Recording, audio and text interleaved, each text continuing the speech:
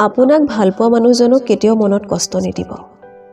আপোনাৰ ভালপোৱাই যিদৰে তেওঁক এই পৃথিৱীৰ সকলোতকৈ সুখী মানুহ কৰি তোলে, তেনেদৰেই আপুনি দিয়া কষ্টবোৰেও তেওঁক পৃথিৱীৰ সকলোতকৈ বেছি কষ্ট দিব। মানুহৰ দুৰ্বলতাৰ সুযোগ কেতিয়াও নল'ব। নিশ্চিত থাকক, ইয়াৰ উপযুক্ত ফল এই জন্মতেই সকলোৱে পাই যাব। নিজৰ সন্তানক কেতিয়াও ধনী হোৱাৰ শিক্ষা নিদিব। পাৰিলে সুখী হোৱাৰ শিক্ষা দিয়ক। ইয়াৰ ফলত যেতিয়া তেওঁলোক ডাঙৰ হ'ব, তেতিয়া আপোনাৰ অনুভূতিৰ মূল্য দিব, অৰ্থৰ নহয়। ভালপোৱা এনেকুৱা এটা বেয়া অভ্যাস, যিটোত মানুহে এক মুহূৰ্তৰ আনন্দ পোৱাৰ বাবে গোটেই জীৱন কষ্ট সহ্য কৰিবলৈও দ্বিধাবোধ নকৰে।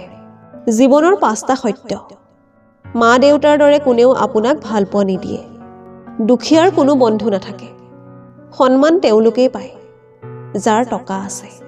মানুহে মন দেখি